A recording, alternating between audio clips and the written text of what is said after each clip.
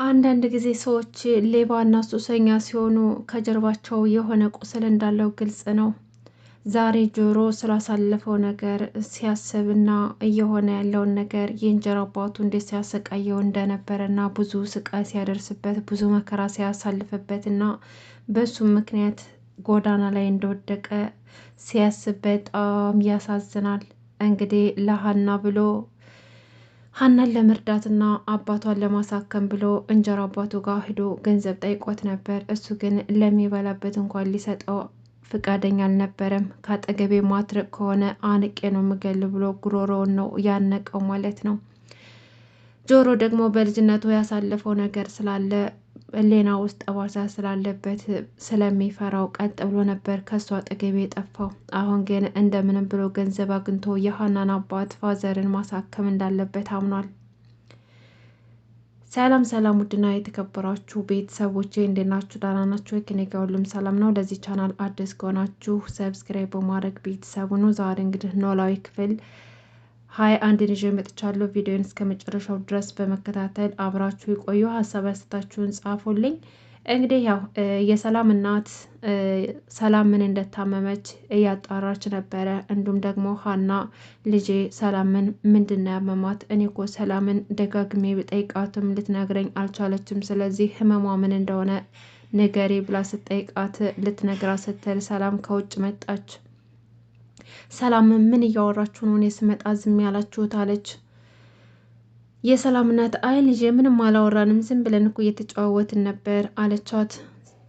ሀና ብድግ አለችና አይ ሰላምዬ እናትሽ እኮ ስለ ህመምሽ እየጠየቁኝ ነበርና ያው ለሰላም እንዳትነግራት ስላሉኝ አልነግርሽም፣ ነገር ግን እውነታውን እናትሽ ማወቅ አለባት አለች።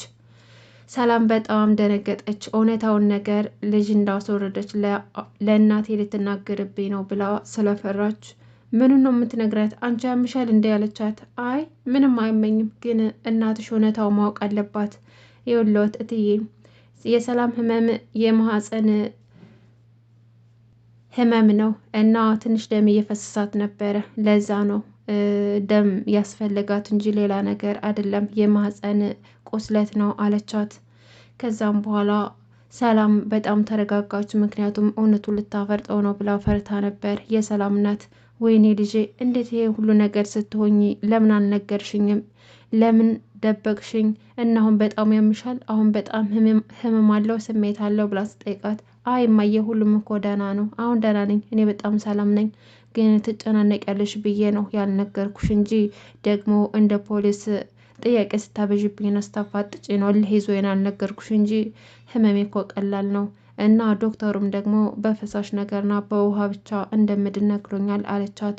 የሰላም እናት አሁን ተረጋጋች። ምክንያቱም ብዙ ነገር እያሰበች ነበረ።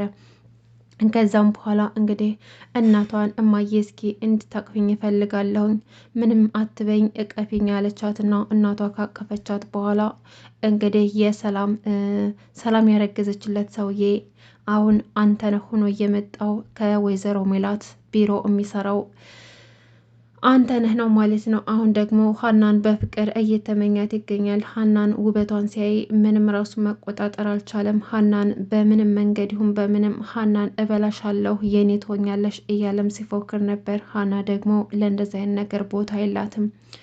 እስካሁን ተደብቆ የቆየው ሚስጥር እንግዲህ ሰላም ከእናቷ ወይዘሮ ሜላት ተደብቃ ከቢሮ ሰራተኛዋ ጋራ ፍቅር ይዟት ከእሱ ነበር ልጅ አረግዘችውና ይሄ ሁሉ ዋጋ እያስከፈላት አንተነህ ነው ማለት ነው። አሁን ደግሞ በዛም አልበቃውም፣ ከሀና ጋር የሆነ ነገር እንዲኖረው ይፈልጋል። ወይዘሮ ሜላት ደግሞ ከሀና ራቅ፣ ሁለተኛ እንደዚህ እንድታያት አልፈልግም፣ ያንተን ባህሪ ጠንቅቄ ነው ማውቅ፣ ሴት አይተህ እንደማያስችል አውቃለሁ፣ ስለዚህ ከሀና ዞር በል ብላ ተቆጥታው ስለነበረ አሁን እልህ ውስጥ ገብቷል። እንደምንም ብሎ ሀናን ማግኘትና የራሱ ማድረግ ነው የሚፈልገው። ልክ የሰላምን ህይወት እንዳበላሸው አሁንም ደግሞ የሀናን ህይወት ማበላሸት ይፈልጋል። ሀና ግን እንደዚህ በቀላል ነገርና በተራ ነገር የምትገኝ ሴት አይደለችም።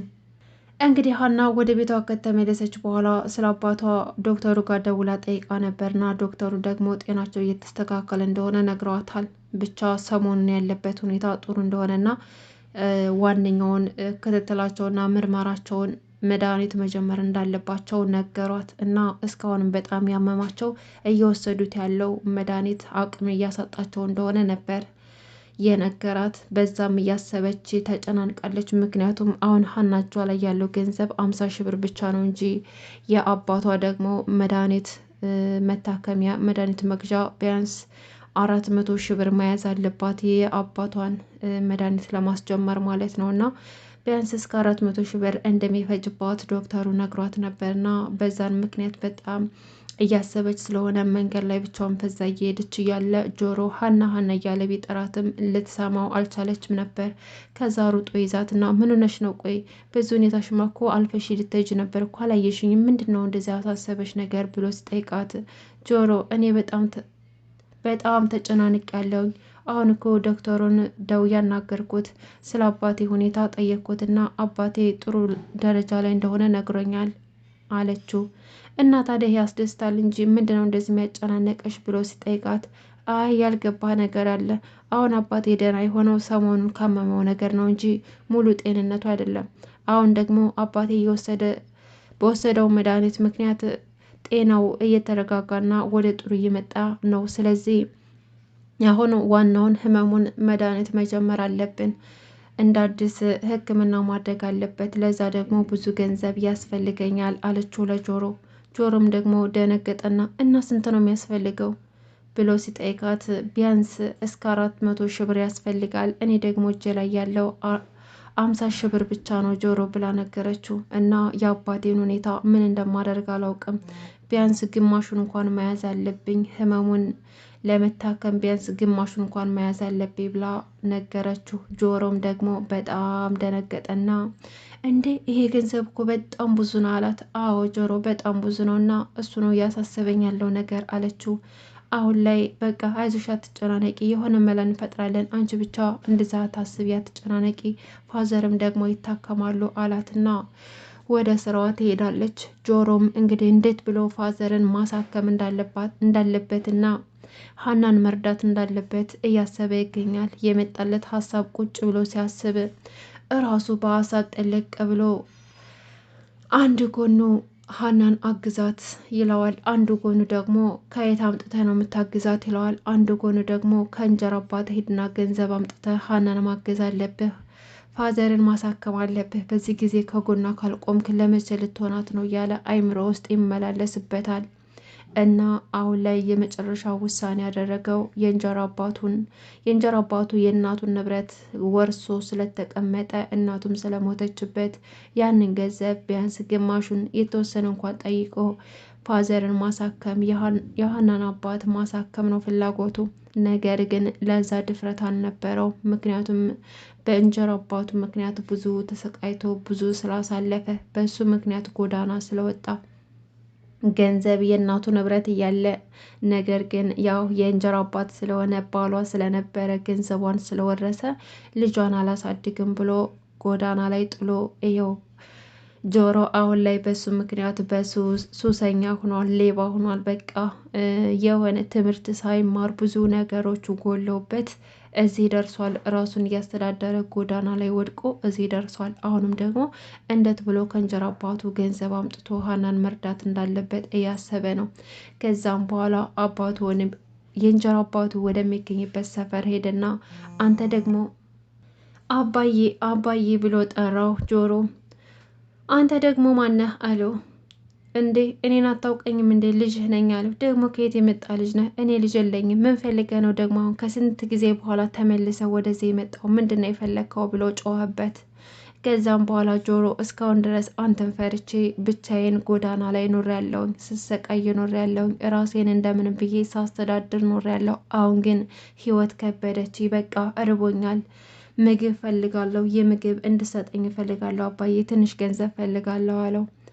እንግዲህ የእንጀራ አባት ተብዬውም የምን አባት ገንዘብ ነው የምሰጥህ? እኔ ጋር ገንዘብ አለ እንዴ? እና ታዲያ ህይወት ከከበደች ቀላል ሴት አታገባም እንዴ? ወፍራም ሴት አንተ ለምን ያስክ? እያለ ሙዳዘበትና ጆሮ እንግዲህ እያለቀሰ ገንዘብ ቢጠይቀውም ሊሰጠው አልቻለም። ሁለተኛ ገንዘብ ብለህ ወደ እኔ ጋር ብትመጣ እዛ ጋ እናትና አባት የተኙበት መቃብር ጋ ነው እማጋድምህ ብሎ ጉሮሮውን አንቆ ወደ ላይ ሰቀለው። ጆሮ በጣም ደነገጠ። በሕፃንነቱ ያሳለፈው ህሌና ውስጥ የሆነ ጠባሳ ስላለበት እያሰቃየው ስለነበረ ያ ነገር እያስታወሰ በጣም ይፈራዋል ሰውየውን እንጂ ለሱም አያንስም ነበር። ነገር ግን በልጅነታችን አንዳንድ ጊዜ መጥፎ ነገር ካሳለፍን ሁሌም ፍራቻ አድርብናል። ያ ነገር ነው የገጠመው ጆሮ።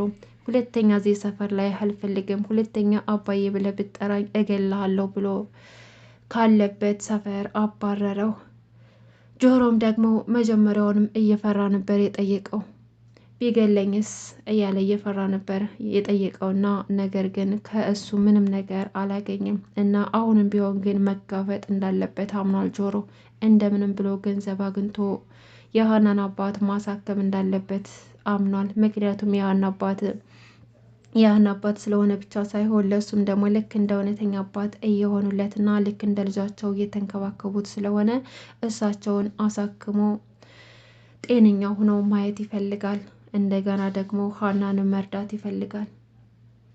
ሰላም ደግሞ እንግዲህ አንተነህ እየደወለ እየረበሻት ይገኛል። አሁንም ድጋሚ ህይወቷን ሊያበላሸውና በሷን መንገድ ተጠቅሞ ሀናን ለማጥቃት ሀናን የግሉ ለማድረግ ልክ እንደ ሰላም የሀናን ህይወት ለማበላሸት ይሞክራል ማለት ነው።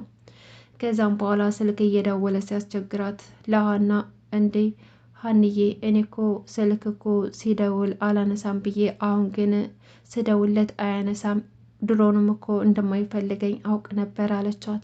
ይኸውልሽ ሰላምዬ አንድ ነገር አባዬ ከሚነግረኝ ነገር ልንገር፣ ሴት ልጅ ራሷን ማርከስ የለባትም። አንድ ጊዜ ራሷን ዝቅ አድርጋ ራሷን አሳልፋ ከሰጠችው በድጋሚ ዞር ብሎ አያትም ወንድ ልጅ። ስለዚህ ባይሆን ጥሩ ነበር፣ ግን አንድውን አድርገሽዋል። ስለዚህ ሌላ ሰው ሂደሽ ከመልመድ እሱ ይሻልሻል። ቀስ ብለሽ ተነጋግረሽ ነገሩን ለመፍታት ሞክሪ ብላ እንደ እህት ትመክራታለች። ነገር ግን አንተነህ ሰላምን አይፈልጋትም፣ የሚፈልገው ሀናን ነው።